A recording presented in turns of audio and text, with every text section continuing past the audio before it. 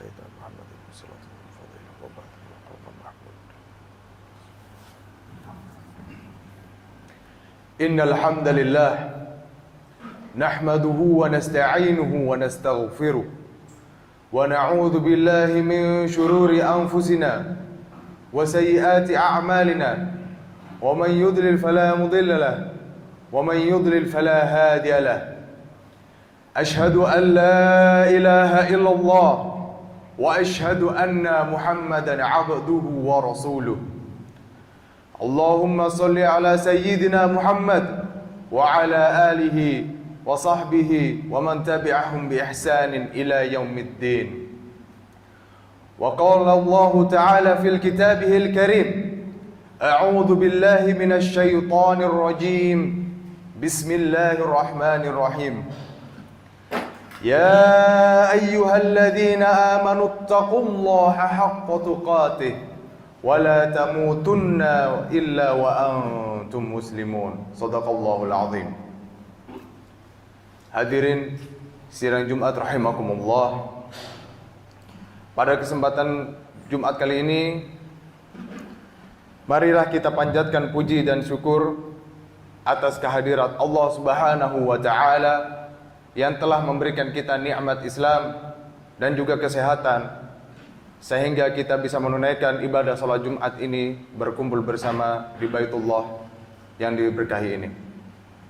Salawat serta salam kita curahkan kepada baginda Nabi Muhammad sallallahu alaihi wasallam yang telah membawa kita dari zaman kegelapan hingga ke zaman terang benderang seperti sekarang ini.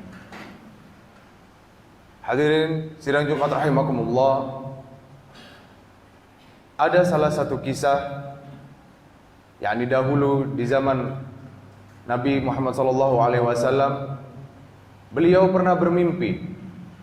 Ya, dari salah satu mimpinya itu, dia bermimpi dari kelima jarinya ini mengeluarkan susu. Yang dimana susu ini para sahabat berlomba-lomba untuk mengambilnya, tetapi yang paling banyak mengambil susu ini adalah sahabat Umar bin Khattab radhiyallahu anhu. Dan kemudian para sahabat pun bertanya, "Ya Rasulullah, apa makna daripada mimpimu ini?"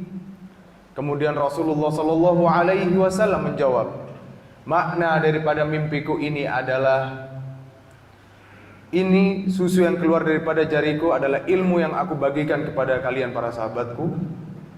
Tetapi Umar bin Khattab radhiyallahu anhu adalah seseorang yang paling banyak mengambil ilmu ini." Kemudian pada satu hari Umar bin Khattab dan Rasulullah sallallahu alaihi wasallam duduk berdua, dan Rasulullah sallallahu alaihi wasallam mewasiatkan kepadanya, "Wahai Umar, tatkala suatu hari aku telah wafat dan juga Abu Bakar telah wafat, maka engkau akan menjadi seorang khalifah. Di masa pemerintahanmu nanti akan datang seorang dari Yaman yang bernama Uwais Al-Qarni." Dan Rasulullah sallallahu alaihi wasallam menyuruh Umar bin Khattab untuk meminta doa kepada Uwais Al-Qarni, karena Uwais Al-Qarni ini doanya makbulah. Pada satu ketika Umar bin Khattab telah menjabat sebagai khalifah. Telah lama menunggu dari tahun ke tahun, dari musim haji ke musim haji, tidak ada seorang pemuda yang bernama Uwais Al-Qarni ini datang. Setiap kali ada rombongan dari Yaman, dia bertanya, "Apakah di antara dari kalian ada yang bernama Uwais Al-Qarni?" Namun rombongan itu menjawab, "Ya Amirul Mukminin, di antara kami tidak ada yang bernama Uwais Al-Qarni." Kemudian akhirnya terus menunggu dan terus menunggu. Dan bisa dibilang pada saat umurnya sudah tua, ya, menjelang separuh usianya, kemudian datanglah lagi rombongan dari Yaman yang ingin menunaikan ibadah haji. Kemudian segera Umar bin Khattab menghampiri rombongan tersebut dan menanyakan, "Wahai rombongan dari Yaman, apakah salah satu dari kalian ada yang bernama Uwais Al-Qarni?" Kemudian salah satu dari mereka menjawab, "Ya benar ya Amirul Mukminin, ada yang bernama Uwais Al-Qarni daripada rombongan kita. Dia ada di barisan paling depan. Kemudian bergegaslah Umar bin Khattab berlari menuju kepada Uwais Al-Qarni dan memeluknya dan mengucapkan Assalamualaikum, hal anta Uwais Al-Qarni? Apakah engkau Uwais Al-Qarni? Kemudian jawab Uwais Al-Qarni, ajal, innani Uwais Al-Qarni ya Amirul Mukminin. Ya, saya adalah Uwais Al-Qarni ya Amirul Mukminin. Kemudian Umar bin Khattab radhiyallahu anhu berkata, engkau adalah orang yang selalu diceritakan oleh baginda Rasul sallallahu alaihi wasallam. Bolehkah aku meminta satu permintaan kepadamu wahai Uwais Al-Qarni? Kemudian Uwais Al-Qarni menjawab, ya Amirul Mukminin, innani ma 'indi ay syai'. Sesungguhnya aku tidak memiliki apa-apa. Aku adalah orang miskin, aku fakir. Tetapi kemudian Uwais Al-Qarni pun bertanya kepada Amirul Mukminin, lantas apa yang engkau minta kepadaku ya Amirul Mukminin? Yang aku minta ini adalah sebuah doa. Ud'uuni lidukhulil jannah, doakan aku untuk masuk surga. Kemudian didoakanlah sang Amirul Mukminin. Setelah itu Amirul Mukminin bertanya, lantas siapakah dirimu Uwais Al-Qarni? Aku hanyalah seorang pemuda dari Yaman dan aku tidak memiliki apa-apa.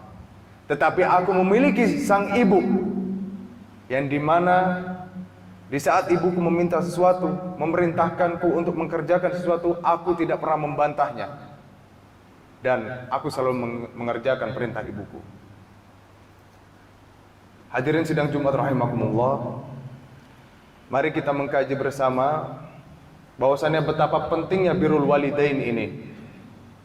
Karena birrul walidain ini adalah salah satu pintu keberkahan yang dibukakan oleh Allah Subhanahu wa taala. Sebagaimana firman Allah dalam surat Al-Isra ayat 23 dan 24. A'udzu billahi minasyaitonir rajim. Bismillahirrahmanirrahim. Wa qada rabbuka alla ta'budu illa iyyahu wa bil walidaini ihsana imma yablughannaka 'indaka al-kibru ahaduhuma aw kilahuma wa la taqul lahumā uffin wa la tanharhumā wa qul lahumā qawlan karīmā wakhfid lahumā janāhal dhulli min rahmati wa qul rahmati wa qul rabbi irhamhumā kamā rabbayānī shaghīrā. Yang artinya adalah Allah memerintahkan kepada kita, janganlah sekali-sekali engkau mendoakanku atau beribadah selain kepadaku, dan patuhilah kedua orang tuamu.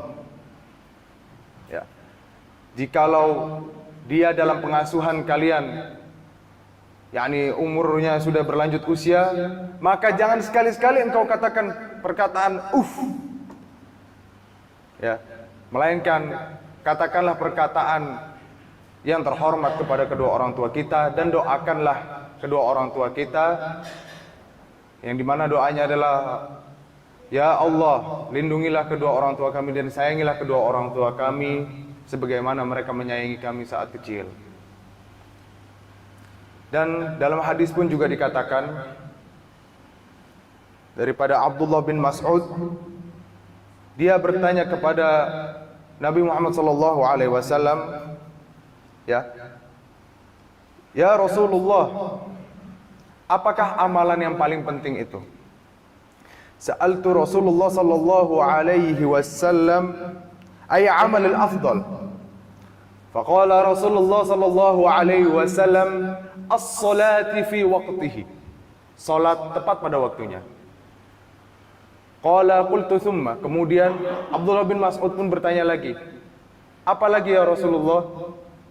Faqala Rasulullah sallallahu alaihi wasallam birrul walidain, berbakti kepada kedua orang tua. Qala qultu thumma ay. Kemudian Abdullah bin Mas'ud pun bertanya lagi, dan Rasulullah sallallahu alaihi wasallam menjawab, qala jihadu fi sabilillah. Yang dimana perlu kami ketahui bahwa birrul walidain ini adalah prioritas utama dan masalah paling penting dalam Islam.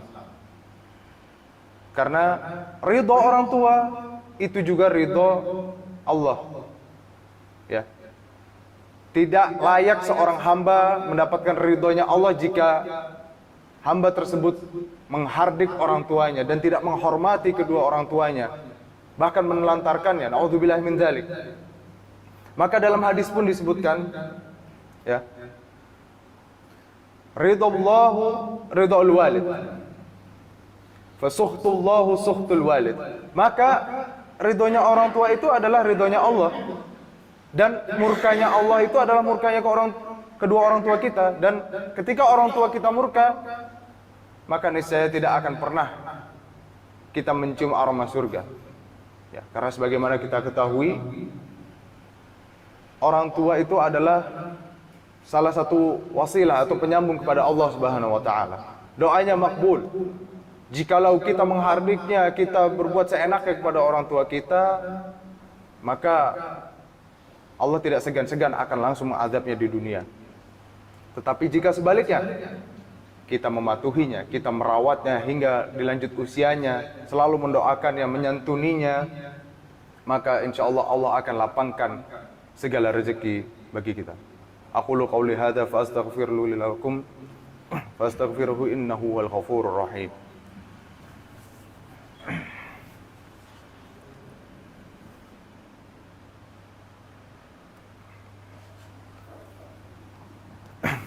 Alhamdulillahirabbil alamin. Alhamdulillah nahmaduhu wa nastaghfiruhu wa nastaghfiruh wa na'udzu billahi min shururi anfusina wa min sayyiati a'malina. May yahdihillahu fala mudilla fala hadiya lahu. Asyhadu an la ilaha illallah, asyhadu anna Muhammadan 'abduhu wa rasuluh. Allahumma shalli ala sayyidina Muhammad wa ala alihi wa ashabihi wa man tabi'ahum bi ihsanin ila yaumiddin. Hadirin sidang Jumat rahimakumullah. Sebagaimana yang kita ketahui, birrul walidain ini juga ada salah satu pintu rezeki dan kunci dipanjangkannya umur kita. Tentunya dipanjangkannya umur kita dengan penuh berkah. Ya. Dalam hadis juga dikatakan, man ahabba an yabsutu fi rizqihi wa yunsa'a lahu fi atharihi falyaslihu rahmah. Yang maknanya adalah, barang siapa yang ingin diluaskan rizkinya dan dipanjangkan umurnya, maka hendaklah dia menyambung silaturahmi. Nah, silaturahmi di sini dimaksud adalah sebelum kita membangun sebuah silaturahmi kepada ikhwanul muslimin, kepada saudara-saudara seiman kita, seislam kita, hendaknya kita bersilaturahmi yang paling pertama adalah kepada kedua orang tua kita. Ya, karena sebagaimana kita ketahui, orang tualah yang telah mendidik kita, ya, membesarkan kita tanpa rasa pamrih, tanpa memandang berapa banyak biaya yang dikeluarkan untuk kita. Maka kita santunilah orang tua kita. Jangan sampai kita melihat orang tua kita kelaparan. Mau sesibuk apapun kita, mau sesukses apapun kita, mau sejauh apapun kita merantau, tetap jikalau orang tuanya masih ada, maka santunilah orang tua kita. Tetapi terkadang timbul pertanyaan, bagaimana kita bisa berbakti kepada orang tua kita kalau orang tua kita telah tiada?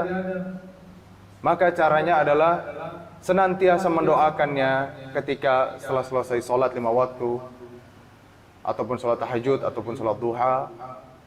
Ya, bersedekah mengatasnamakan kedua orang tua kita kalau sudah tiada, atau salah satunya sudah tiada, kita juga bisa bersedekah mengatasnamakannya. Dan juga mungkin jika ada orang tuanya mempunyai utang, maka segera lunasilah. Karena yang pertama, amalan yang tidak pernah terputus hingga kita meninggal nanti adalah doa daripada anak yang soleh dan juga sedekah. Ya, jadi doa ini selalu menemani orang tua kita di alam kubur sana, menjadi penyejuk. Ibaratnya kalau kita sekarang seperti AC atau kipas, ya, yang menyejukkan di dalam alam kubur nanti. Dan amalan sedekah ini dia akan menjadi Seseorang yang akan menemani orang tua kita tatkala orang tua kita sudah tiada hingga yaumul qiyamah. Dia akan bercengkrama dengan amalan sedekahnya. Maka seringlah kita bersedekah untuk orang tua kita, apalagi yang sudah tiada. Dan melunaskan hutang ini juga membebaskan orang tua kita daripada siksa kubur. Maka sekian yang bisa saya sampaikan pada sidang Jumat kali ini. Aqulu qawli hadza fastaghfir lahu li wa lakum fastaghfiruhu innahu huwal ghafurur rahim. Sebelum kita mengakhiri sidang Jumat ini, mari kita berdoa bersama-sama. Allahumma inni a'udzubika min adzabi jahannam wa min adzabil qabr wa min fitnatul mahyati wal mamat wa min fitnatul masihid dajjal. Allahumma ighfir lil muslimina wal muslimat wal mu'minina wal mu'minat al ahya'i minhum wal amwat innallaha ghafurur rahim. ربنا اجعلني والإخواننا الذي سابقونا في الدين وفي الإيمان واجعلنا ولا تجعل في قلوبنا غلا الذين آمنوا إنك غفور رحيم. ربنا آتنا في الدنيا حسنة وفي الآخرة حسنة وقنا عذاب النار. اللهم إني أسألك علما نافعا ورزقا طيبا وعملا متقبلا. اللهم إني ولوالدي وارحمهما كما ربيانا صغيرا. قولي هذا فاستغفر لكم. سبحان ربك رب العزة عما يصفون وسلام على المرسلين والحمد لله رب العالمين. أقيم الصلاة.